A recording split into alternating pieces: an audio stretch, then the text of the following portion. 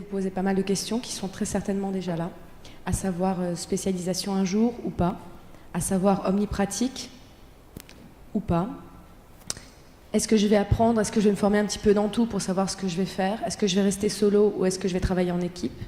Est-ce que je vais au début chercher plutôt une place et puis chercher à rester collaborateur et m'associer petit à petit, mais rester tranquillement en arrière-plan parce que j'ai pas envie de créer mon propre cabinet?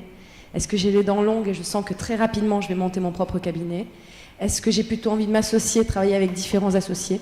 Est-ce que j'ai plutôt envie de travailler avec une assistante tranquille? Est-ce qu'à terme, je me vois bien avec 10 assistantes et mon bloc? Et je pense que ça, la plupart d'entre vous, vous n'avez pas encore les réponses. Et ce que je vous propose, c'est déjà de vous trouver aujourd'hui suffisamment de questions pertinentes pour qu'en partant dans 1 heure, vous ayez les réponses à ces questions-là et que vous n'attendiez pas quelques années. Donc je vous invite à prendre une feuille, un stylo, et à répondre avec honnêteté aux questions que je vais vous poser, sachant qu'il n'y a que vous qui connaîtrez les réponses et qui pourrez les relire.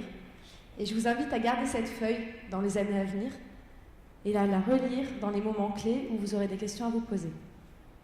La première grande question, c'est depuis votre naissance, depuis que vous êtes en âge de marcher, de parler, jusqu'à aujourd'hui, est-ce que vous avez été plutôt quelqu'un d'entreprenant, qui a grimpé sur le canapé, qui est monté sur la table et qui a piqué le paquet de bonbons tout en haut du placard?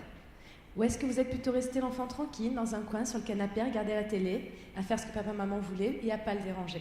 Sachant qu'il n'y a pas de bonne ou de mauvaise réponse, il y a juste ce que vous êtes profondément.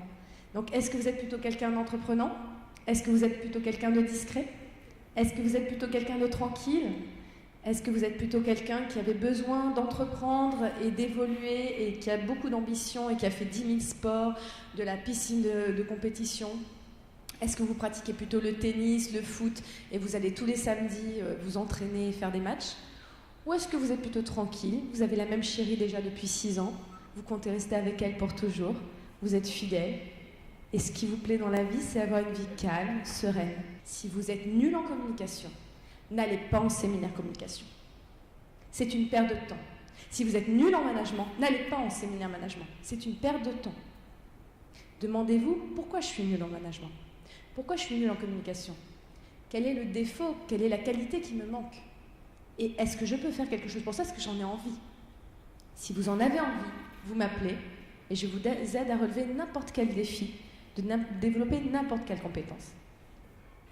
C'est terrible de voir qu'en fait, parce qu'on ne se connaît pas, on cherche des systèmes de compensation comme la cigarette, comme la boisson, comme le fait de sortir plus, et on se fuit soi-même, et on va de plus en plus faire des choix par défaut.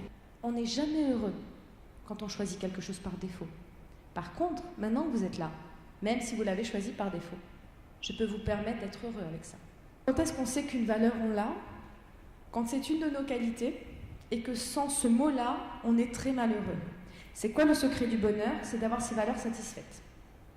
Quand est-ce qu'on est déprimé? Quand nos valeurs ne sont pas satisfaites. Valeur efficacité. Normalement, ici, tout le monde devrait l'avoir. Mais ce n'est pas du tout le cas. Quand on a la valeur efficacité, on est speed, rapide, on a besoin de tout faire très très vite, très très bien. Et si ce n'est pas le cas, même si tout le monde est ravi, nous on est très malheureux, on se met dans un coin et on se prend la tête.